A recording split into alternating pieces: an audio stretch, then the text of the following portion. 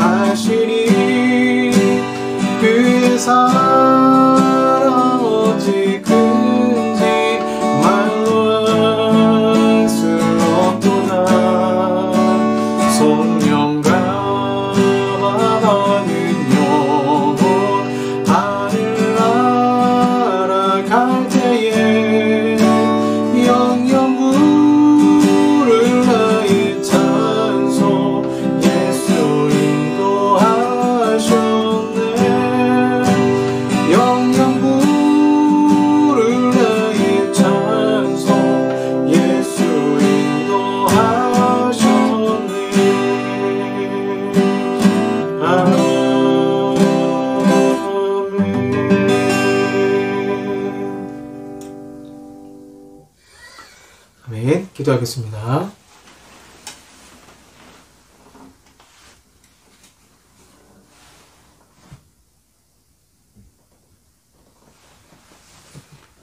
고맙고 감사하신 아버지 하나님, 한 해를 뒤돌아보면 모든 것이 주님의 인도하심이었고 은혜였음을 고백합니다. 나의 갈 길 다가도록 주님 인도하시니 하나님, 어느덧 벌써 12월 마지막 주 주일 예배를 아버지 앞에 영광 돌리며 드리게 되었습니다. 시간은 정말 금방 가고 또 우리의 현재의 삶은 녹록지 않았지만 그럼에도 그런 인생의 위기들 속에서도 질병의 위협과 경제적인 어려움과 여러 가지 고통스러운 상황 속에서도 주님은 그 어려움을 이기게 하시고 또는 모면하게 하시며 주님이 은혜로 여기까지 이끌어 주셨습니다. 지금까지 인생을 살아오면서 특별히 2021년 한 해를 뒤돌아보면서 주님, 신실하신 주님, 불변하시는 그 하나님을 바라보지 못하고 우리의 마음이 요동치고 걱정, 염려, 근심했던 것 이 시간 아버지 앞에 회개하오니 십자가의 보혈로 용서하시고 변함없이 사랑하시는 주님의 은혜, 그 은혜를 바라보며 오늘도 아버지 앞에 영광 돌리는 귀한 예배가 되게 하여 주시옵소서. 대한민국을 사랑하시는 아버지 하나님, 이 조국 위에 주님의 은혜의 빛 또한 광명의 햇빛을 주님께서 허락하셔서 치료의 빛을 허락하셔서 주님, 많은 사람들이 코로나로 고통스러워하고 있습니다. 주님 치료하시고 전 세계가 고통 가운데 있습니다. 주님, 주님의 치료의 빛을 허락하시고 그 악한 바이러스로부터 저희들을 지켜주시고 주님, 날마다 주님께 영광 돌리며 살게 해주시옵소서. 대한민국을 사랑하시는 아버지께서 특별히 내년에는 더 주님이 예비하시는 믿음의 사람이 대통령이 되어서 이 나라를 더 잘 이끌어갈 수 있도록 지혜로 충만케 하여 주시옵소서. 오늘도 아버지 앞에 영광 돌리며 예배드립니다. 우리의 깊은 속의 간구를 아버지 앞에 드리오니 주님께서 기뻐 받으시고 우리의 찬양에 흠양하시고 주여 말씀하시옵소서. 이 종이 듣겠나이다. 주님, 그 말씀이 우리 마음밭에 깊숙이 자리 잡을 수 있도록 주여 도와 주시옵소서. 예수님 이름으로 기도합니다. 아멘. 성경 말씀 로마서입니다. 로마서 13장 13절에서 14절까지 말씀입니다. 로마서 13장 13절에서 14절까지 말씀, 신약 성경 258쪽이 되겠습니다. 신약 258쪽입니다. 로마서 13장 13절에서 14절까지 말씀입니다. 제가 봉독하겠습니다. 낮에와 같이 단정히 행하고 방탕하거나 술 취하지 말며 음란하거나 호색하지 말며 다투거나 시기하지 말고 오직 주 예수 그리스도로 옷 입고 정욕을 위하여 육신의 일을 도모하지 말라. 아멘. 오늘 12월 올해 마지막 주일 예배 무화과 나무 아래에서라는 제목으로 말씀 전하겠습니다. 우리 신앙의 전통은 종교개혁자 루터가 아니라 칼빈이죠. 루터는 루터파 교회가 있고 우리는 이제 프로테스탄트죠. 저항하는 자, 대항하는 자. 그래서 장로교의 뿌리를 올라가면 이제 칼빈이 있는 것을 알 수가 있습니다. 루터는 종교개혁을 일으켰지만 엄밀히 말해서 그가 스스로 완전한 개혁을 원하지는 않았어요. 그가 95개조 반박문을 내걸었던 이유는 당시 베드로 성당이나 여러 가지 성전을 지을 때 돈이 모자라니까 사람들에게 면죄부를 팔았죠. 그래서 이 면죄부를 사면 조상들이 연옥에 있는데 그 연옥에서 이제 천국으로 올라갈 수 있다는 말도 안 되는 그런 이제 면죄부를 파는 것을 보게 되고, 또 루터 스스로가 성경을 읽다 보니까 어떻게 교황이 성경보다 위에 있는가? 이건 뭔가 잘못됐다. 교황도 성경 아래에 있다라는 걸 주장을 했죠. 그렇다고 해서 뭐 성찬식이라든가 뭐 그 당시에 여러 사제들, 천주교의 제도들을 다 바꾸자 이러진 않았어요. 이런 성경적 의미에서 오류만 좀 고치자라는 게 루터가 원했던 개혁이었죠. 천지개벽을 원하지는 않았습니다. 반면에 칼빈은 초대교회로 돌아가자는 운동으로 오직 성경, 오직 은혜, 오직 믿음을 외치며 개신교 신학의 교리를 완성하게 됩니다. 왜 칼빈이 위대할까요? 당시가 르네상스잖아요. 르네상스 시대에 인문주의를 통하여서 이제 원전을 읽기 시작했죠. 고대 서적을 읽기 시작한 중세 말기에 원문으로 돌아가자는 운동이 일어났고 성경도 원문으로 읽었습니다.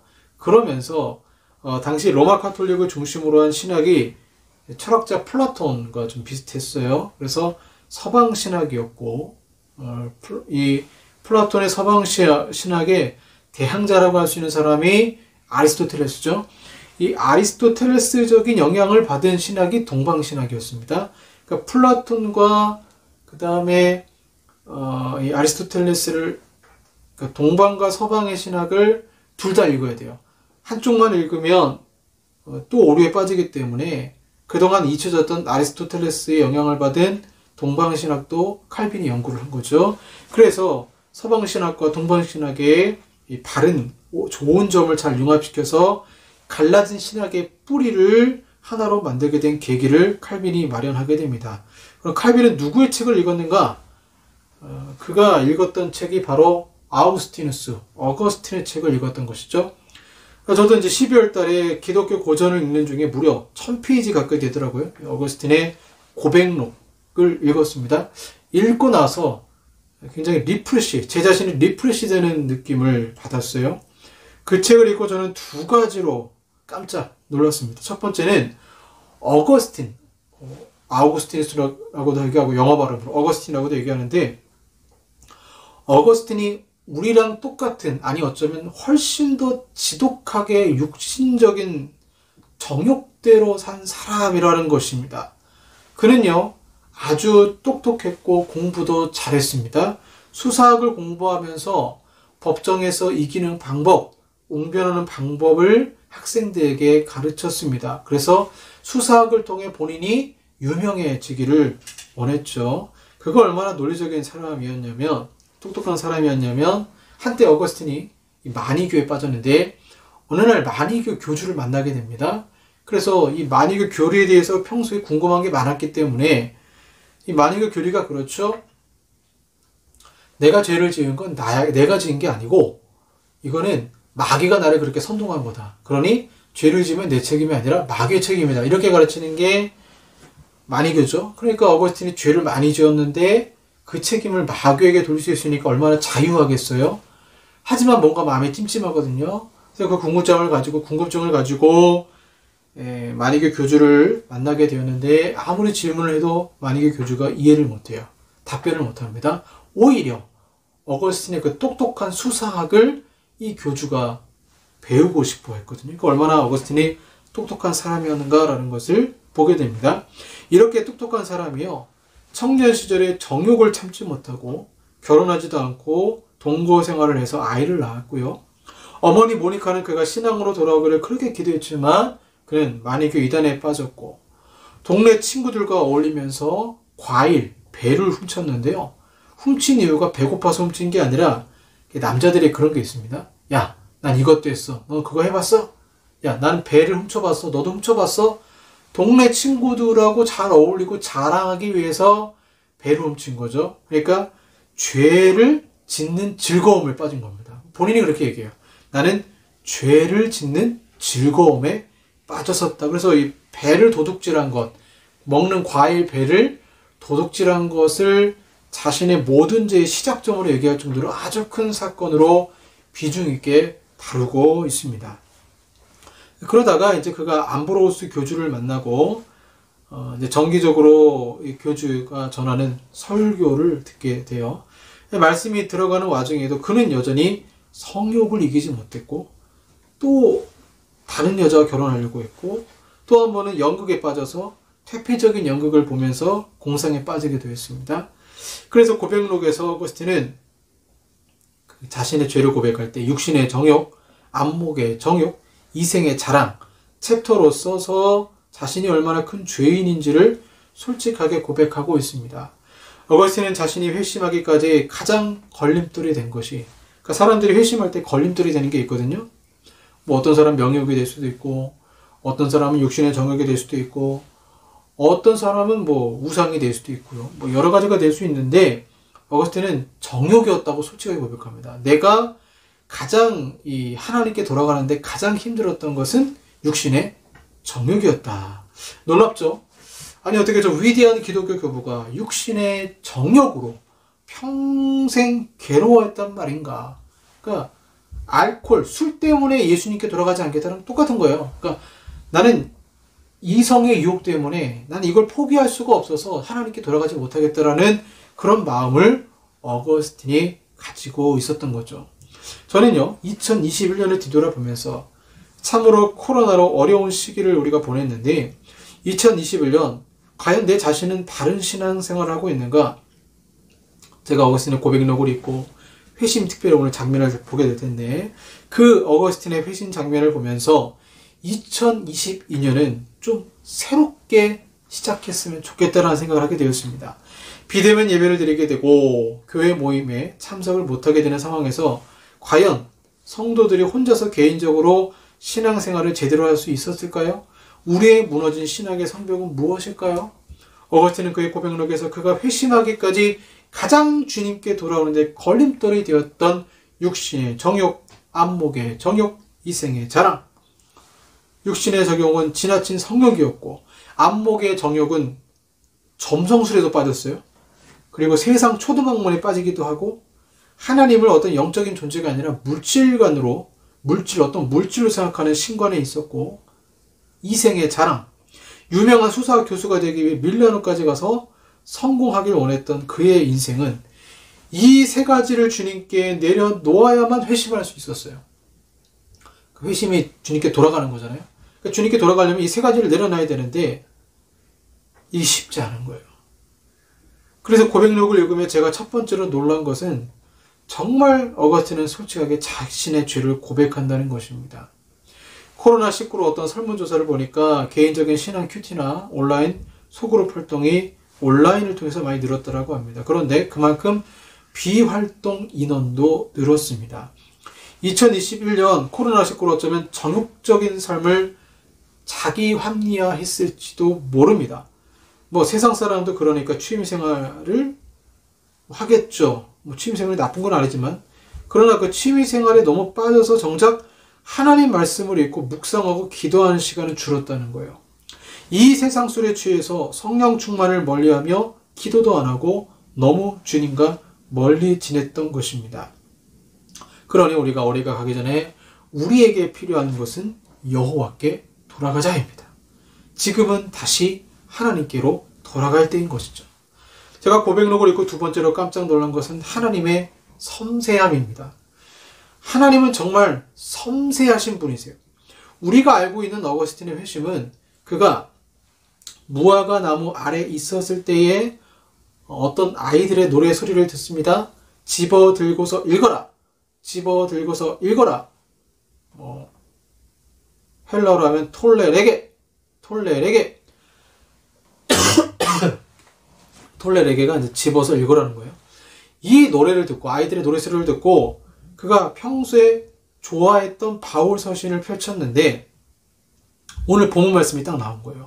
로마서 13장 13절 14절이 딱 성경을 딱 펼쳤는데 이게 나온 거예요. 로마서 13장 13절 14절 말씀이 나온 것입니다. 나저와 같이 단정히 행하고 방탕하거나 술 취하지 말며 음란하거나 호색하지 말며 다투거나 시기하지 말고 오직 주 예수 그리스도를 옷 입고 정욕을 위하여 육신의 일을 도모하지 말라. 철퇴를 맞은 심정이었겠죠. 그가 가장 힘들어했던 육신의 정욕을 건드리는 말씀을 했고 눈물을 흘리며 회개한 것입니다. 그런데 우리가 알고 있는 것은 이 사건을 사람들은요, 어거스틴이 어느 날 갑자기 회심한 것처럼 그렸다는 거예요. 그러니까 어느 날 갑자기 어거스틴이 무화과 나무 아래서 쉬고 있는데 아이들의 노래소리를 듣다가 성경책을 폈는데 이 말씀이 딱 들어오니까 양심에 찔려서 회개했다. 이렇게 알고 있는데 이건 과정을 생략한 거죠. 과정을 생략하면 감동이 덜합니다. 과정이 있어야 감동이 있는 거예요. 그가 암브로스 교주를 만났을 때 어거스틴은 이 암브로스 교주를 참 좋아했어요.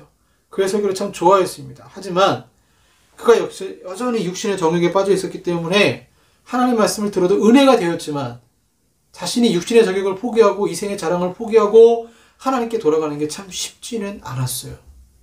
하나님은 이런 어거스틴을 회심시키기 위해서 어떻게 역사하셨을까요? 어느 날 어거스틴은 폰티기아누스라는 사람을 만나게 됩니다. 폰티기아누스는 같은 어거스틴과 고향 출신의 사람인데 황실에서 일하는 고위직이었어요. 아주 유명한 사람이었고 또한 예수 그리스도를 믿는 사람이었습니다. 그는 기도도 참 많이 하는 사람이었어요.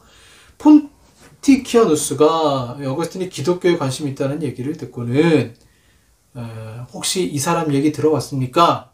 라고 이집트의 수도사 안토니우스 이야기, 관련된 이야기를 해주게 됩니다. 이 안토니우스는 이집트의 수도사의 아버지라고 불린 사람. 그래서 하나님께 헌신해서 모든 걸 다 버리고 광야에 공동체 생활을 했던 그런 수도사였어요. 그러니까 어느 날 폰티키아누스가 황제가 원형극장에서 검투사들의 경기를 관람하고 있는 동안에 폰티키아누스와 그의 동료 세 사람이 성벽 가까이에 있던 어느 동산을 산책을 하게 되었는데, 산책을 하다가 우연히 어느 한 집을 보게 된 거죠. 두 사람이 떨어져서 나와서 허름한 집을 발견하고 들어갔어요. 근데 거기에는 정말 예수님 말씀처럼 심령이 가나여 천국이 그들의 것이 된 주님의 몇몇 종들이 있었고 살고 있었고, 그리고 놀랍게도 그 집에 안토니우스의 생애라는 책이 있었어요. 그러니까 안토니우스의 생애에 대해 쓴 책이 있었던 것입니다. 그래서 이 폰티키아누스의 동료들이죠. 이 두 사람이, 그 중에 한 사람이, 그 사람도 황제에게 세상의 일을 살펴보고 보고하는 고문관들이었는데 책을 읽었습니다. 그 책을 읽는데 거룩한 사랑과 건전한 수치심으로 충만해서 화가 난 듯이 자신의 친구를 향해 쳐다보며 이렇게 소리쳤다고 합니다. 우리가 도대체 무엇을 이루기 위해서 이렇게 밤낮으로 죽도록 일하고 수고하는 것인지 제발 자네가 나에게 말 좀 해주게. 우리는 이루고자 하는 것이 무엇이고 우리가 공직을 맡아 일하는 목적이 무엇인지, 고작 황제의 벗이 되는 것이 우리 인생의 목표인가? 나는 오늘 하나님의 벗이 되겠네. 그리고는 성공가도를 달리던 그 자가 책을 읽고 나서는요, 안토니우스의 생애 책을 읽고 나서는 자기의 세상 직분을 포기합니다. 그 이야기를 지금 누가 듣고 있어요? 폰티키아누스가 어거스틴한테 얘기를 해주고 있는 거예요. 어거스틴이 그 얘기를 들으니까 억장이 무너지는 것입니다. 왜? 자신과 비교가 되니까요. 자신은 이생의 자랑에 사로잡혀서, 육신의 정욕에 사로잡혀서 내려놓지 못하고 있는데, 그 고급 관리가, 고위직 관리가 그 안티누스의 생애 책을 읽고 회심하고서 다 내려놓는 이야기 들으니까 마음에 심한 충격을 받은 거예요. 굉장히 마음이 찔렸습니다. 폰티키아누스가 이야기를 계속해 나가는 동안에 그는 이렇게 솔직하게 어거스틴이 고백했어요. 나의 내면은 이렇게 썩어 들어가고 있었고 너무나 창피하고 수치스러워서 당혹감에 휩싸여 안절부절 못하였습니다. 여러분, 이것이 우연일까요? 돌아오지 않는 자의 심령을 심하게 흔든 것입니다. 그러나 어거스틴은 여전히 자신의 몸에 배어진 악한 습성 때문에 회심하지 못하고 있었습니다. 그는 자신의 악한 습성을 이렇게 표현하고 있어요. 이렇게 나는 영혼이 병들어서 나를 묶고 있던 쇠사슬이 완전히 부서질 때까지 이전보다 더 심하게 자책하면서 쇠사슬에 묶인 채로 나뒹굴면서 몸부림치며 괴로워하였습니다. 왜냐하면 그즈음에 나는 그 쇠사슬에 많이 풀려나 있기는 하였지만 여전히 묶여 있었기 때문이었습니다. 하나님이 그의 마음을 흔든 거죠. 그럼 이렇게 고백합니다. 나는 너무나 창피하고 부끄러웠습니다. 왜냐하면 나는 아직도 저 쓰레기 같은 것들이 내게 속삭이는 소리를 떨쳐내 버리지를 못하고 여전히 어떻게 할지를 결정하지 못한 채로 주저하고 망설이고 있었기 때문입니다. 심령이 너무나 괴로웠어요. 그 폰티키아누스를 만나고 그 이야기를 들었을 때 너무나 괴로워서 자신은 절제하지도 못하고 육신의 정욕에 빠지고 이생의 자랑에 빠지니까 자기 옆에 있던 친구 알피우스와 함께 내가 이대로 죽겠다. 죽을 것 같다. 우리 동산으로 가자. 어느 가까운 동산에서 산책을 하고, 그리고 이제 잠깐만 떨어져 있어달라고는 예수님처럼 기도한 거죠. 기도하면서 이렇게 얘기했습니다. 주님, 어느 때까지니까? 주님, 어느 때까지니까? 영원히 저에게 노하시리까? 통곡을 합니다. 그때 이제 무화과 나무 아래에서 그렇게 기도하고 있을 때에 어린 아이들의 노래소리, 톨레르게 톨레르게 집어들고서 읽어라, 집어들고서 읽어라 하나님 응답하신 거예요. 어거스틴에게 회심은 곧 수사학을 포기하라는 것이었고 육신의 적욕을 버리는 것이었습니다. 방탕하거나 술 취하지 말며 음란하거나 호색하지 말며 다투거나 시기하지 말고 오직 주 예수 그리스도로 옷 입고 정욕을 위하여 육신의 일을 도모하지 말라. 이 회심 장면을 책 내용 그대로 읽어드릴게요. 나는 즉시 정색을 하고서 아이들이 어떤 놀이를 하면서 그런 노래를 부르는지를 곰곰이 생각해 보았지만 그 어디에서도 그런 노래를 들어본 기억이 없어서 하나님이 내게 성경을 펼쳐서 내 눈에 처음으로 들어온 구절을 읽으라고 명하신 것으로 해석할 수밖에 없었기 때문에 솟구쳐 오르는 눈물을 억누른 채로 자리에서 일어났습니다. 나는 더 이상 읽고 싶지도 않았고 읽을 필요도 없었습니다. 그러니까 성경을 읽은 거죠. 그 구절을 다 읽고 나자 그 즉시 확신의 빛 같은 것이 내 마음속에 부어져서 의심의 모든 어둠은 사라져 버렸습니다. 여러분, 하나님은 얼마나 세심하세요? 하나님은 적절한 타이밍에 암브로스 교주로부터 설교를 듣게 하셨고 폰티키아누스로부터 안토니우스가 쓴 책을 읽은 관리가 회개한 이야기를 듣게 하셔서 그가 하나님 말씀을 받을 수 있는 마음 준비를 해 놓으셨고 땅을 읽은 것이죠. 그리고 아이들의 노랫소리를 듣게 해서 성경을 읽고 그를 올가매고 있는 그의 죄를 지적하시며 회개할 마음을 주신 것입니다. 단순히 그의 인생의 아이들의 노랫소리만이 그의 인생의 회심 사건이 아니라 어머니의 기도로부터 시작해서 여러 그리스도인들을 만나고 이야기를 듣고 성경을 읽고 여호와께 돌아온 것입니다. 그는 철저하게 돌아왔습니다. 당시에는 예수 믿는 것이 결혼을 포기하는 것과 많은 관련이 있었어요. 결혼을 포기할 정도로 그리고 자신이 수사 교사를 내려놓습니다. 다 포기하고 하나님의 주교로서 말씀을 전함으로써 제2의 인생을 살기 시작한 것입니다. 여러분, 어거스틴은 무화과 나무 아래에서 철저하게 회심했습니다. 우리는 코로나19로 우리의 마음이 점점 주님과 멀어졌음을 솔직하게 고백해야 됩니다. 때로는 원망의 마음으로, 때로는 불평으로, 그러면서 점점 육신의 정욕, 안목의 정욕, 이생의 자랑에 빠지며 세상살이하며 주님은 액세서리가 되고 그저 일주일에 한 번 만나는 그런 존재가 되어버리진 않았습니까? 하나님은 어거스틴 인생에 은혜를 베푸셔서 그가 돌아오게 하나님이 세심하게 역사하신 것처럼 우리는 무화과 나무 아래에서와 같은 회심 사건이 필요합니다. 그러니까 우리 인생의 회심은 딱 한 번이지만 우리 마음 좌소에 주님이 아닌 다른 것을 섬기고 있다면 철저한 회개가 필요한 것이죠. 철저하게 회개하면 확신의 빛이 들어오게 되어 있습니다. 그 빛이 들어오면 다시 마음이 뜨거워지고 주님을 사랑하게 되고 마치 내 앞에 있는 것처럼, 내 뒤에 있는 것처럼, 내 좌우 옆에 있는 것처럼 그분을 바라보며 섬기게 되는 것입니다. 올해가 가기 전 나만의 무화과 나무 아래를 만드십시오. 다시 여호와께 돌아가시길, 저도 여러분도 우리도 다 여호와께 돌아가길 소망합니다. 기도하겠습니다.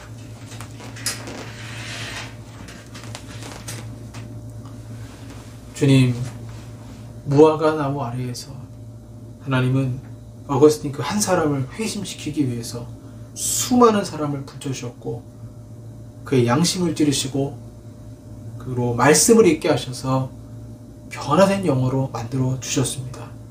하나님, 올 한 해가 가기 전 지혜로운 청지기가 되어서 청산할 것은 다 청산하고 주님께 내려놓는 주의 종들이 되게 하시고 나만의 무화과 나무 아래를 우리들에게 허락하사 다시 하나님께 돌아가는 귀한 은혜의 역사가 있게 하여 주시옵소서. 예수님 이름으로 기도합니다. 아멘. 여호와께 돌아가자 찬양하고 헌금하시겠습니다. 내 백성이 나를 떠나 돌아섰지만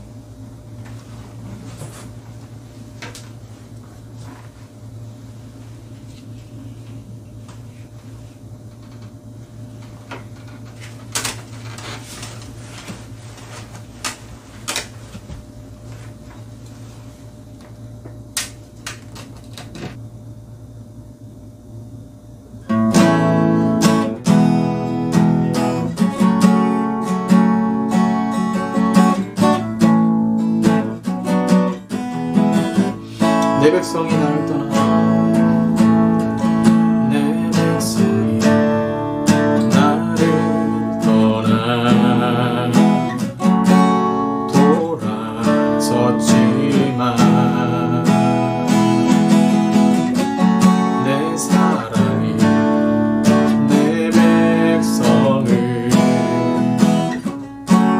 포기 못하니 내 모든 것 내어주고 나 그들을 얻으리라. 여호와께 돌아가자. 우린 돌아서도 그는 변치 않네. 여호와께 돌아가자.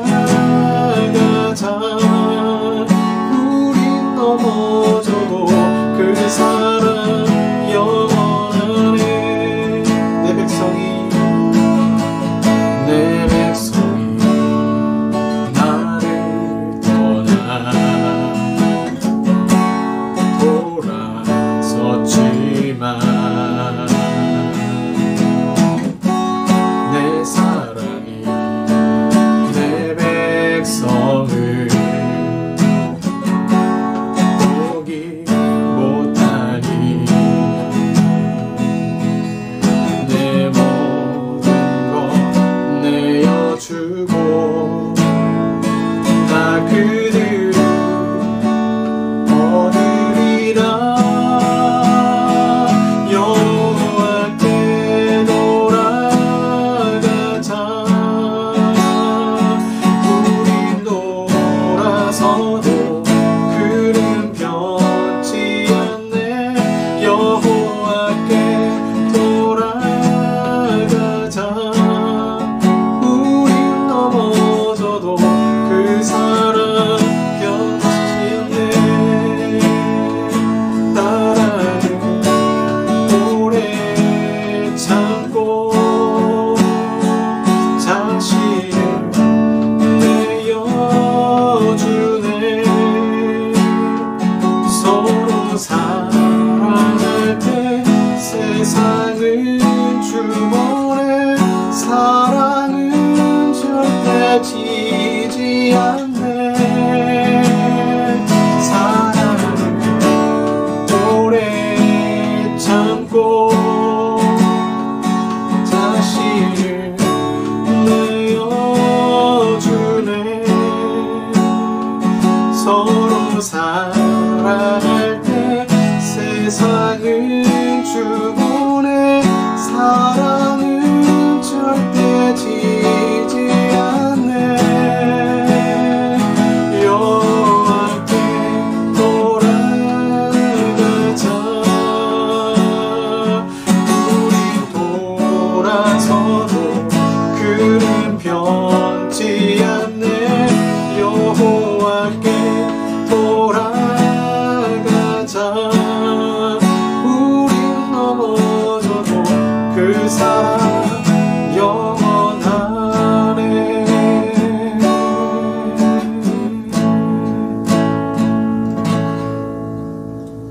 기도하겠습니다.